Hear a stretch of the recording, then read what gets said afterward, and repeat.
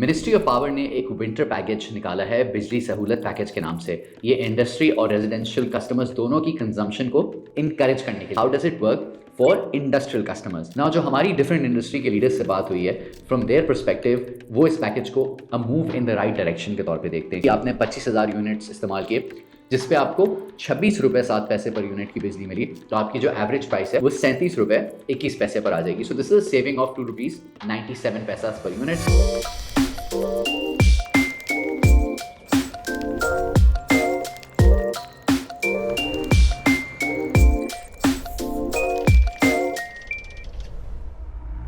अस्सलाम वालेकुम, welcome to Pakistan and counting. मेरा नाम जुनैद इकबाल है and thank you for watching our energy series.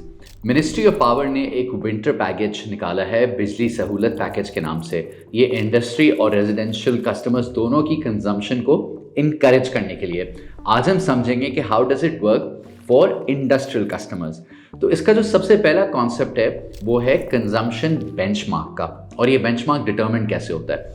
अगर तो पिछली 3 साल में आपकी इंडस्ट्री की हाईएस्ट कंजम्पशन फिस्कल ईयर 24 में हुई है, तो जो 24 में आपने विंटर में कंजम्पशन की है वो आपका बेंचमार्क बन जाता है। लेकिन अगर फिस्कल ईयर 24 में आपकी हाईएस्ट कंजम्पशन नहीं है, उससे पिछले सालों में है, तो पिछले 3 सालों का एक कंप्यूटेशन का फॉर्मूला है फॉर वेटेड एवरेज। तो उसमें जो आपने 24 में कंज्यूम किया है उसकी 50% वेट ली जाती है, जो 23 में किया है उसकी 30%, और जो 22 में की है उसकी 20%। तो इसको लेकर कंजम्पशन का आपका एक बेंचमार्क बनाया जाता है। But once the benchmark is determined, आप उस बेंचमार्क से जब ऊपर कंज्यूम करेंगे बिजली, तो उस इंक्रीमेंटल कंजम्पशन पर आपको 26 रुपये 7 पैसे पर यूनिट पर बिजली मिलेगी।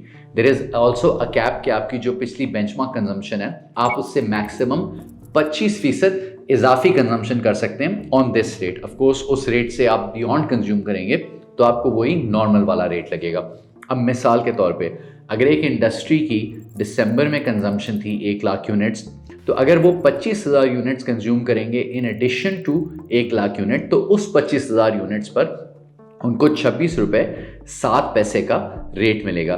तो how does this effect their saving? So let's say अगर आपको लाख यूनिट्स पर 40 रुपये पर यूनिट बिजली पड़ रही थी और इसके इंक्रीमेंटली आपने 25,000 यूनिट्स इस्तेमाल किए जिस पे आपको 26 रुपये 7 पैसे पर यूनिट की बिजली मिली, तो आपकी जो एवरेज प्राइस है वो 37 रुपये 21 पैसे पर आ जाएगी। So this is saving of 2 rupees 97 पैसा पर यूनिट। एंड अगर आपका इंडस्ट्री का साइज है लाख यूनिट यूजुअल कंजम्पशन का, तो आपको 3,71,000 रुपये की तकरीबन सेविंग होगी, जो तकरीबन 7.5% की सेविंग बनती है। अब इसमें से जब आप इंक्लूड करते हैं जो सरचार्ज वगैरह पर आपको रिलीफ मिलता है, तो आपका टोटल रिलीफ 5 रुपये पर यूनिट पर चले जाता है। डिपेंडिंग ऑन सेक्टर इफेक्टिवली आपकी सेविंग 12.5% तक भी जा सकती है।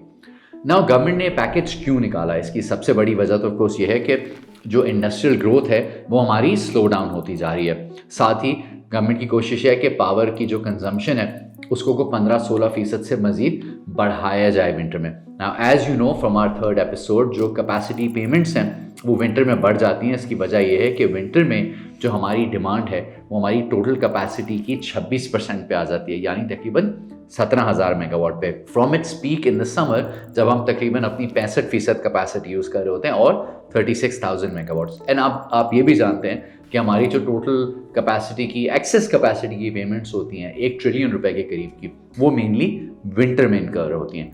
अगर आप स्टेट ऑफ इंडस्ट्री रिपोर्ट देखें तो पिछले साल 2023 में जो टोटल हमारी कंजम्पशन थी बिजली की वो 138,000 गीगावाट आवर्स थी, एंड 24 में ये कंजम्पशन एक्चुअली ड्रॉप होके 137,000 गीगावाट आवर्स पर आई है। और इसमें जो सबसे ज़्यादा बड़ा ड्रॉप आया है वो इंडस्ट्रियल सेक्टर और एग्रीकल्चर सेक्टर में आया, and both sectors have fallen in consumption by about 10% compare to the previous year. So of course इस पैकेज का जो सबसे अहम मकसद है वो ये है कि इस ड्रॉप को काउंटर किया जाए। Now who will benefit the most from this package? अब ये डिपेंड करता है कि जिस इंडस्ट्री की जो टोटल कॉस्ट है of producing whatever product they produce, उसमें से उनकी electricity cost as a percentage of total क्या है। अब मिसाल के तौर पे स्टील सेक्टर की जो टोटल कॉस्ट आती है उसमें से 20% एनर्जी की कॉस्ट होती है, यानी पावर की।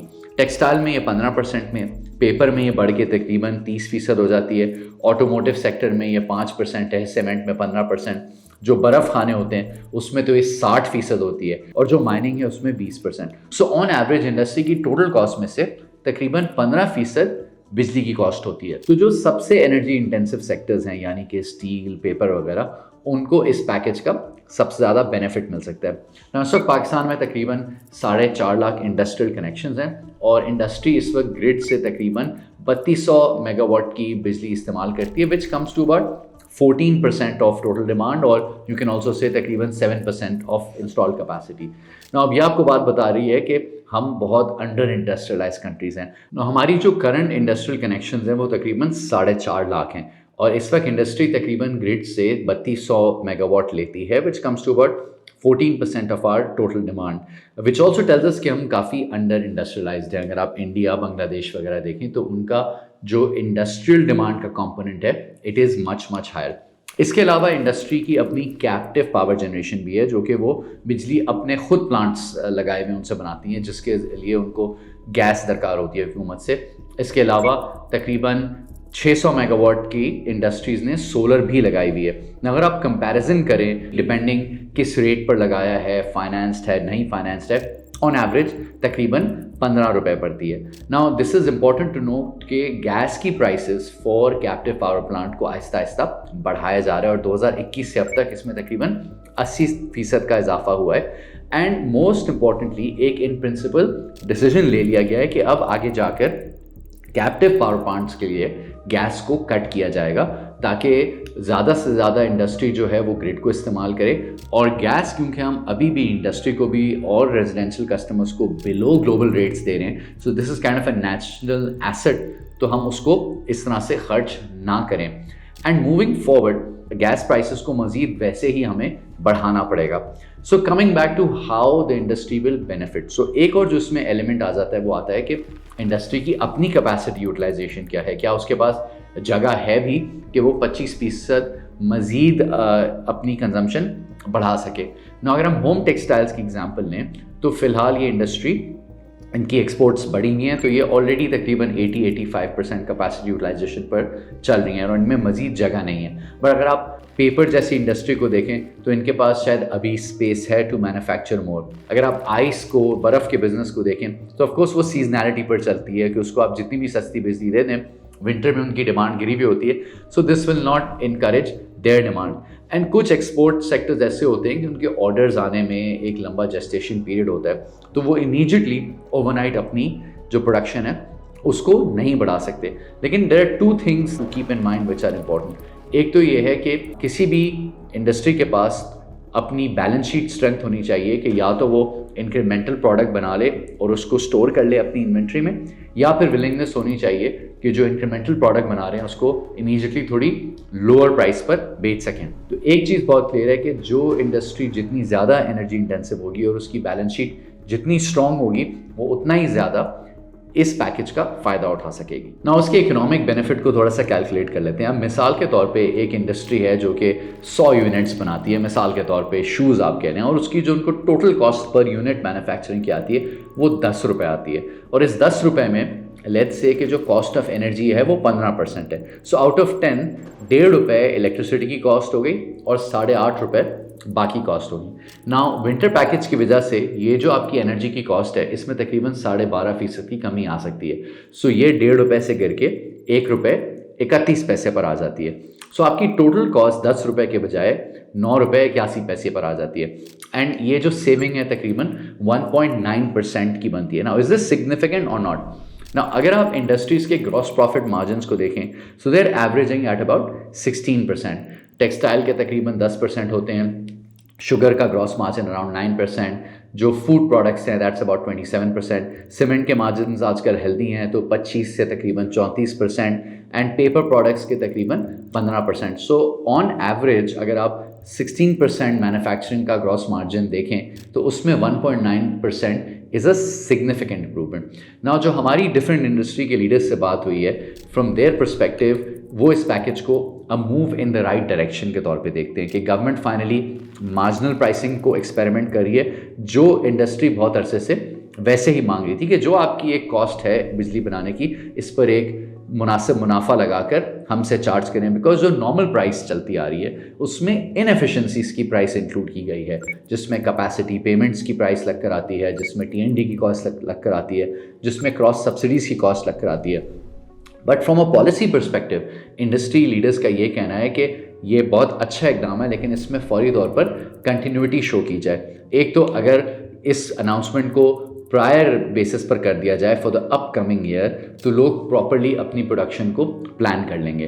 बट मोस्ट इम्पॉर्टेंटली जो सबसे बड़ा पॉजिटिव निकल के सामने आ रहा है वो ये है कि फाइनली हमारी गवर्नमेंट हायर कंजम्पशन को इंसेंटिवाइज कर रही है। किसी भी प्रोडक्ट में, किसी भी इंडस्ट्री में जो बल्क बायर होता है उसको हमेशा अच्छा रेट मिलता है, लेकिन इन द पास्ट हमारा चैलेंज सबसे ज़्यादा ये रहा है कि पावर टैरिफ को इस तरह से स्ट्रक्चर किया गया कि the higher you go in consumption the more you are hit with cross subsidy burdens and so on so forth. So this is a massive change in government's thinking and industry इस बात को सराह रही है। Now of course इसमें कुछ room for improvement है और उसकी इफेक्टिवनेस बढ़ाई जा सकती है। हमारी कुछ रिकमेंडेशंस हैं। फर्स्ट ऑफ ऑल, पहले तो सीधे तौर पे अगर ये समझ आ रहा है and if this is making sense to everyone, इसको अनाउंस कर देना चाहिए कि this should run for the next 3 years 5 years, so everyone already knows.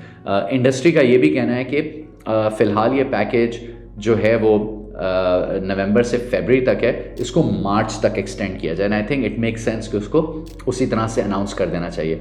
फिर इसको मज़ीद शार्पन किया जा सकता है कि कुछ एक्सपोर्ट ओरिएंटेड सेक्टर्स हैं या स्ट्रेटेजिक सेक्टर्स हैं, उनको फर्दर इंसेंटिवाइज किया जा सकता है, उनके लिए पैकेज को मज़ीद टेलर किया जा सकता है। अच्छा, फिर जो प्राइसिंग है उसको और रैशनलाइज किया जाता है based on voltage, end voltage की कुछ कैटेगरीज होती हैं इंडस्ट्रीज़ की। अब पहला जो B1 B2 कनेक्शन होता है वो वही कनेक्शन होता है जो रेजिडेंसेस इस्तेमाल करती हैं या स्मॉल स्केल इंडस्ट्रीज इस्तेमाल करती हैं। इसके बाद जो मीडियम कनेक्शन होता है B3 जिसको कहते हैं, ये 11 किलोवाट का कनेक्शन होता है जो अप टू 7.5 मेगावाट की कंजम्पशन वाली इंडस्ट्रीज़ को दिया जाता है। और जो लार्ज इंडस्ट्रीज़ के लिए कनेक्शन होता है दैट्स कॉल्ड B4, जो 132 किलोवाट की लाइन जिसमें डलती हैं। अच्छा, जो B4 कनेक्शन होल्डर्स होते हैं वो अपने ही खर्चे पर अपना सब स्टेशन भी बनाते हैं एंड ये फिर हायर मेगावाट यूजेज करते हैं, 10 20 30 40 megawatt, typically steel industry type. तो जितना ज़्यादा वोल्टेज का कनेक्शन होता है उसमें उतने ही टेक्निकल लाइन लॉसेस कम होते हैं। तो उसूली तौर पर हमारी ये रिकमेंडेशन है कि जो B4 का रेट हो अगले साल इसी पैकेज में वो B3 से कम हो, और B3 का जो रेट हो वो B2 और B1 से कम हो। अगर आप इंडिया या बांग्लादेश की मिसाल लें तो वहाँ पर भी हायर वोल्टेज लेवल्स को कम प्राइस किया जाता है। और एक चीज़ जो डेफिनेटली हेल्प करेगी वो ये है कि इस किस्म की जो मार्जिनल प्राइसिंग रिजीम्स हैं उनको हम लॉन्ग टर्म के लिए अभी से फिक्स कर दें, ताकि जो इंडस्ट्रियलिस्ट हैं वो अपनी जो भी प्रोडक्शन प्लानिंग है उसको एक लॉन्ग टर्म पर्सपेक्टिव से ऑलरेडी डिज़ाइन कर लें। Now there is a likelihood कि इस पर्टिकुलर सीजन में शायद बहुत ज़्यादा ड्रास्टिक इंक्रीज आउटपुट में और पावर की कंजम्पशन में नहीं आए। उसकी एक वजह ये भी है कि ये रिसेंटली अनाउंस किया है, आहिस्ता आहिस्ता लोग इसको समझ रहे हैं। We also come out of a very hard 3 years जिसमें इन्फ्लेशन बहुत बड़ा है, कंजम्पशन गिरी है, एंड आपने जो पिछले क्वार्टर के नंबर्स देखे हैं तो growth is already slow. So ये एक इंसेंटिव आया है and people take a little bit of time to understand it. But overall ये मिनिस्ट्री ऑफ पावर की जानिब से 100% this is a step in the right direction. Thank you and खुदा हाफिज। और जाते हुए एक सवाल, पाकिस्तान के ओवरऑल इंटरेस्ट को माइंड में रखते हुए वो कौन सी इंडस्ट्रीज़ हैं जिनको सबसे फेवरेबल रेट्स मिलने चाहिए? अपना जवाब हमें कमेंट्स में ज़रूर दें, हमारे चैनल को लाइक और सब्सक्राइब ज़रूर करें।